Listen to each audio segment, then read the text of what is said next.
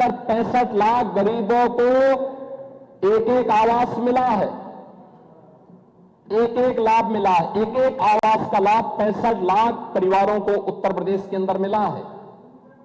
और 65 लाख परिवारों को अगर आप देखें, प्रधानमंत्री आवास योजना के पहले 1.5 वर्ष में, यानी समाजवादी पार्टी की 2.5 वर्ष तक सरकार थी, 2.5 वर्ष में प्रधानमंत्री आवास योजना में एक भी आवास आप नहीं बना पाए, बल्कि भारत सरकार के प्रस्ताव का विरोध करते रहे। ये डबल इंजन की एनडीए की सरकार आई, हम लोगों ने आने के बाद पिछले 9 वर्ष में 65 लाख गरीबों के लिए आवास बनाए हैं और उन तबकों को भी आवास उपलब्ध करवाया है जिनके पास कोई आसरा नहीं था। और इनमें से ज्यादातर आवास महिला लाभार्थी के नाम से है, यानी महिला भी लाभार्थी हो सकती है और उसके नाम पे आवास हो सकता है। ये भी सुविधा उपलब्ध करवाई है, ये भी उनको ये सुविधा भी उपलब्ध करवाई। ऐसे ही आबादी की लैंड, आप तो जानते हैं गांव में ज्यादातर लोग ऐसे होते हैं जिनके पास अपनी भूमि नहीं होती है। ग्राम पंचायत आबादी की लैंड में उसको आवंटित करती है, पट्टा देती है, वो उसी पे अपना मकान बनाता है, लेकिन उसका मालिकाना अधिकार उसके पास नहीं होता है, कागज नहीं होता था। पहली बार प्रधानमंत्री ग्रामीण अभिलेख के माध्यम से, प्रधानमंत्री घरौनी योजना के माध्यम से उन गरीबों को जहां पे उसका मकान है उसका मालिकाना अधिकार भी मिलेगा और वह महिला के नाम पर होगा। ये पहली बार हुआ है। ये काम कांग्रेस भी कर सकती थी, समाजवादी पार्टी भी कर सकती थी, प्रदेश में अन्य दलों की सरकारें भी कर सकती थी, नहीं किए। और मैं कह सकता हूं कि आज डबल इंजन की एनडीए की सरकार ने किया है और भारत के अंदर 3 करोड़ परिवारों को अधिकार मिला है और उनमें से 1 करोड़ से ज्यादा लोगों को केवल उत्तर प्रदेश के अंदर अधिकार प्राप्त हुआ है। यह भी महिलाओं के नाम पर ये सभी अधिकार पत्र जारी हुए हैं। प्रदेश के अंदर नारी गरिमा के लिए उठाए जाने वाले अन्य महत्वपूर्ण कदमों में मुझे याद है 2017 में जब सरकार आई थी, हमने मुख्यमंत्री सामूहिक विवाह योजना लागू की थी। मुख्यमंत्री सामूहिक विवाह योजना, एक गरीब परिवार बेटी की शादी के लिए चिंतित न हो, समाज की भी जिम्मेदारी होती है। हमने तो बेटी कहा, हमने उसको भाजपा सपा में, भाजपा कांग्रेस में या दलों में नहीं बांटा था, जाति में नहीं बांटा था। हमने कहा बेटी की शादी के लिए, वो बेटी कोई भी हो, प्रदेश की बेटी होगी, कन्यादान मां बाप के साथ साथ सरकार के प्रतिनिधि भी जाकर के उसमें भागीदार बनेंगे, जनप्रतिनिधि भागीदार बनेंगे, जिलाधिकारी निमंत्रण पत्र छपवाएगा। ये पहली बार हुआ। ये लोकतंत्र ये है जहां जिले का सबसे बड़ा जो एडमिनिस्ट्रेटिव ऑफिसर्स है उनकी टोली उनका निमंत्रण पत्र छपवाती है और सामूहिक विवाह की योजना का लाभ मिल सके। 6 लाख बेटियों की शादी हुई है अब तक, 6 लाख, और समाजवादी पार्टी ने विरोध किया था इस स्कीम का। समाजवादी पार्टी ने विरोध किया था, आप तब भी विरोध किए थे। कन्या सुमंगला योजना के माध्यम से जब बेटी के जन्म लेने से लेकर के बेटी स्नातक तक की पढ़ाई कर सके, समाजवादी पार्टी ने इसका भी विरोध किया। हम 25,000 रुपए पैकेज दे रहे हैं, 26 लाख बेटियों को इस योजना का लाभ मिल रहा है। बेटी पढ़ाओ बेटी बचाओ बेटी पढ़ाओ का अभियान हो, मातृ वंदना की स्कीम हो, प्रधानमंत्री मातृ वंदना की स्कीम हो, ये सभी ऐसे कार्यक्रम थे जो वेलफेयर स्कीम के साथ जुड़ते हुए उन्हें स्वावलंबन के पथ पर अग्रसर कर रही थी। प्रधानमंत्री स्टैंड अप की योजना, प्रधानमंत्री स्टार्टअप की स्कीम, प्रधानमंत्री डिजिटल इंडिया की स्कीम, ये ढेर सारी ऐसी स्कीम थी जिसके माध्यम से नारी स्वावलंबन के कुछ आदर्श प्रस्तुत हुए। आप देखेंगे कि उत्तर प्रदेश के अंदर पीएम स्टार्टअप की स्कीम लागू होने के बाद 20,000 से अधिक स्टार्टअप स्थापित हुए हैं। और मुझे बताते हुए प्रसन्नता है कि प्रधानमंत्री स्टार्टअप की स्कीम, प्रधानमंत्री स्टैंड अप की स्कीम के अंतर्गत जो अभियान प्रारंभ हुआ उसके कारण आधे स्टार्टअप यूपी के अंदर महिलाओं के द्वारा संचालित किए जा रहे हैं और सफलतापूर्वक संचालित किए जा रहे हैं। ये जब किया गया तब, पहल हुई है तब। उज्ज्वला योजना में आप लोग केरोसिन भी ब्लैक कर देते थे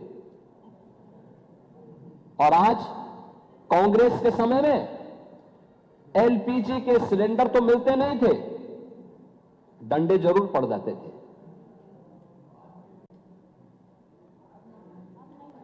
पांडे जी, आप सच्चाई स्वीकार कर, कम से कम इस उम्र में तो सच्चाई स्वीकार कर लेना चाहिए। उम्र का ध्यान रखें।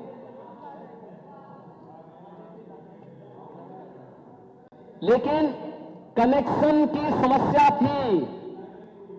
बेटी की शादी है, किसी परिवार को इच्छा होती थी कि बेटी को मैं एक सिलेंडर दूं, कांग्रेस की सरकार नहीं देने देती थी।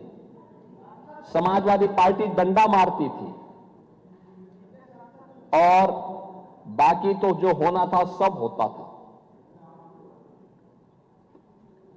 आप देखे होंगे देश के अंदर 10 करोड़ महिलाओं को एलपीजी के फ्री में कनेक्शन उपलब्ध करवाए गए। 10 करोड़,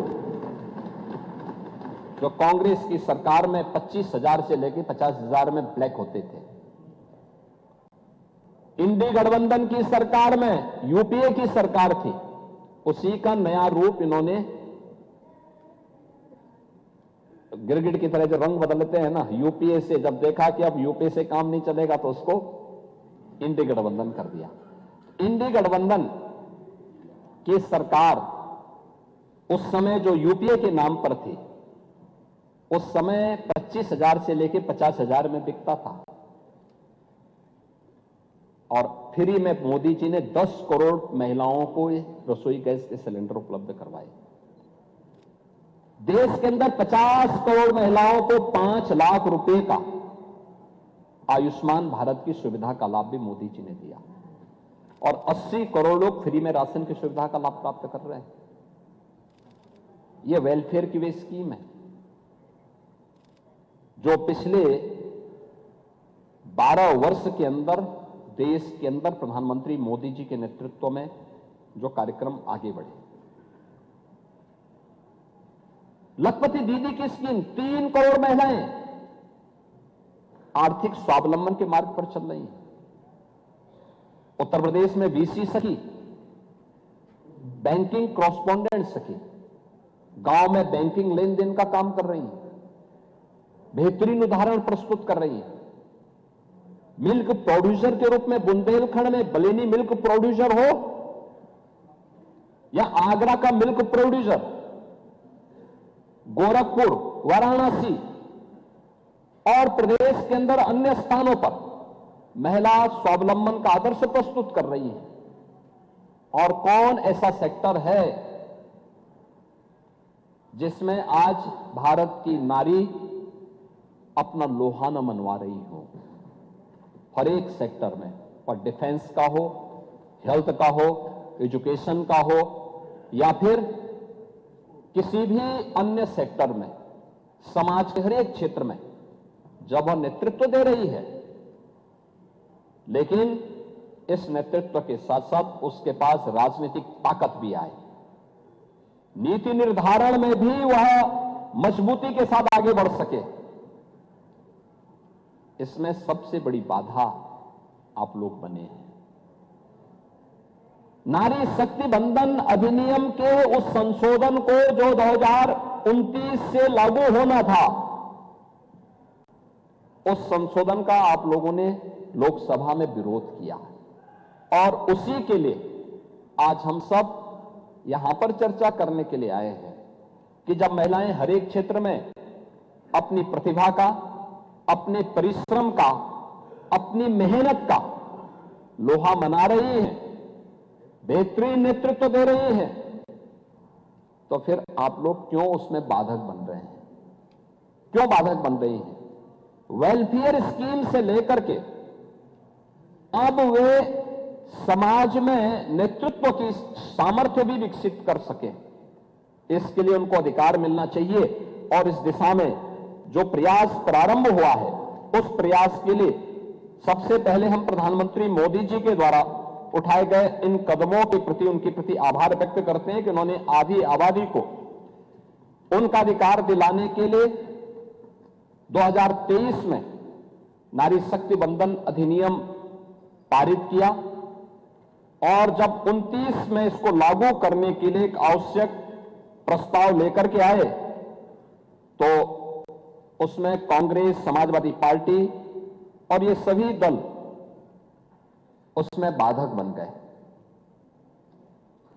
क्योंकि मैंने पहले भी कहा कि आप सबका चेहरा तो बोलने के कुछ और हैं, दिखाने के कुछ और हैं। आप लोग यही सब करते रहे हैं, अनावश्यक मुद्दे से उसको नैरेटिव को बदलने का प्रयास करते हैं, लेकिन प्रदेश ही नहीं देश आपकी इस हरकत को जानता है, एक एक कारनामों को जानता है।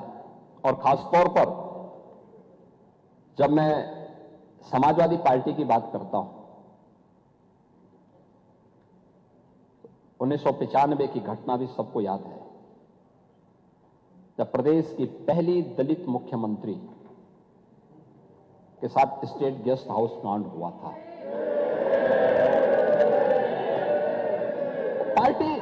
पार्टी कोई भी हो सकती है, लेकिन आपका आचरण क्या था? यह स्थिति थी, यह है समाजवादी पार्टी का आचरण। समाजवादी पार्टी के नेताओं के वक्तव्यों को अगर आप देखेंगे, आप याद करिए उस समय की बहुजन समाज पार्टी की नेत्री जो बाद में प्रदेश की मुख्यमंत्री बनी, भारतीय जनता पार्टी ने उनको सपोर्ट किया कि हां, एक दलित की बेटी को सम्मान मिलना चाहिए और वहां आगे बढ़े। देखो भाई, सवाल यह है कि उनकी बैसाखी पे सरकार तो सपा चला रही थी, यह नैतिक दायित्व तो आप लोगों का था, लेकिन आप लोगों की राक्षसी वृत्ति पर लगाम लगाने के लिए तात्कालिक रूप से आवश्यक था कि भारतीय जनता पार्टी उन्हें सपोर्ट करे। और भारतीय जनता पार्टी के नेतृत्व ने उस समय उस प्रकार की सौहार्दता का परिचय दिया। स्वर्गीय ब्रह्मदत्त द्विवेदी जी अपनी जान पर खेल करके समाजवादी पार्टी के गुंडों से भिड़े थे स्टेट गेस्ट हाउस में, तब जाकर के सुश्री मायावती जी सुरक्षित हो पाई थी। यह स्थिति थी आपकी। आप लोग किस नारी गरिमा की बात करते हैं? कौन सी नारी गरिमा की आप बात करते हैं?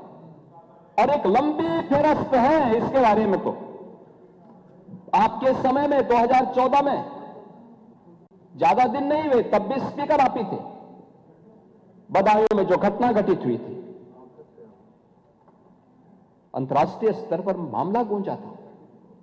आपके नेताओं के बयान क्या आए थे? किस प्रकार के गैर जिम्मेदाराना बयान आते थे? नारी सुरक्षा के साथ कोई समझौता नहीं हो सकता। नारी आधी आबादी को मिलने वाले सम्मान को प्रोत्साहित किए जाने की बजाय आप लोग हतोत्साहित करते हैं, उसमें बाधक बनते हैं। और किस प्रकार से आप लोगों ने प्रस्ताव भी चेयर से अध्यक्ष जी ने भी आपको होता है किस तरीके से आप अनुसूचित जाति जनजाति के लोगों पर डकैती डलवाने का काम कर रहे थे। प्रस्ताव तो आप ही की अध्यक्षता में सदन पारित करवा के भेज रहा था तत्कालीन कांग्रेस सरकार के पास। यह आचरण था आप लोगों का। अनुसूचित जाति जनजाति को उसका अधिकार मिले, महिलाओं को उसका अधिकार मिले, पिछड़ों को प्राथमिकता मिले, वंचितों को वरीयता मिले। यही तो एनडीए की सरकार की प्राथमिकता है और यही प्रतिबद्धता है। ये नारी शक्ति बंधन अधिनियम उसी प्रतिबद्धता का परिणाम है और उसी को प्रस्तुत करने के लिए हम सब यहां पर आए हैं। मैं तो औचक हूं इस बात को लेकर के। आप लोग बात करते हैं, याद रखना आप सभी लोग महिलाओं के साप से शापित हैं। और मैं इसलिए कह रहा हूं कि कांग्रेस की दुर्गति आप देख रहे हैं। 40 साल हो गए हैं, 40 साल उत्तर प्रदेश कांग्रेस के देश से लगातार बंजर होता जा रहा है। मैं वही कह रहा हूं ना, इसलिए बंजर हो रहा है। और कमोबेश आपने अब कांग्रेस का अनुसरण करना शुरू कर दिया है तो आपको भी उसी बंजर दिशा में जाना ही जाना है, यह तय है। कांग्रेस के पतन का कारण क्या था? एक मुस्लिम महिला के साथ वही अत्याचार पर मौलवियों के सामने घुटना टेक करके नाक रगड़ने की प्रवृत्ति। सावानो प्रकरण में आप लोगों ने एक मुस्लिम महिला के साथ जो अन्याय किया था, उस समय सावानो प्रकरण के बाद जो चीजें सामने आई थी, सुप्रीम कोर्ट ने किस प्रकार की टिप्पणियां की थी। अगर कांग्रेस से पाप नहीं करता, मौलवियों के दबाव में नहीं आता, भारत के कानून का सम्मान करके सावानो को भी न्याय दिया होता तो यह दुर्गति नहीं होती। महिला विरोधी आपका आचरण 3 तलाक के मुद्दे पर भी देखने को मिला था। 3 तलाक का कानून जब प्रधानमंत्री मोदी जी, आप लोग तो सावानो वाले मामले में एक महिला के साथ अन्याय किए, लेकिन 3 तलाक का कानून जब आ रहा था तब भी आप लोगों ने, इंडी गठबंधन ने, कांग्रेस ने, समाजवादी पार्टी ने तब भी इस 3 तलाकी कुप्रथा का समर्थन किया था।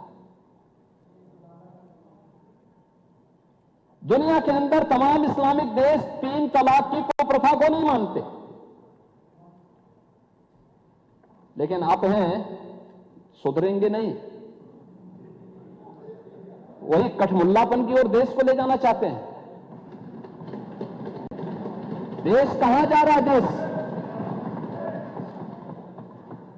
यह देश फतवे की राजनीति बंद करवा चुका है, लेकिन आप उसको मानने को तैयार नहीं। 3 तलाक के बिल का आप लोगों ने विरोध किया और किस तरीके से आप लोग उन दुर्दांत माफियाओं के सामने नाक रगड़ते थे। यहां पे तो समाजवादी पार्टी की ही विधायक श्रीमती पूजा पाल उसका सबसे बड़ा उदाहरण है। एक गुंडा और एक माफिया के सामने समाजवादी पार्टी किस प्रकार से नतमस्तक होती थी जब स्वर्गीय राजूपाल की हत्या होती है। आप लोग यानी उस पूजा पाल की आंखों के आंसुओं को भी नहीं पहुंच पाए थे। आप लोगों की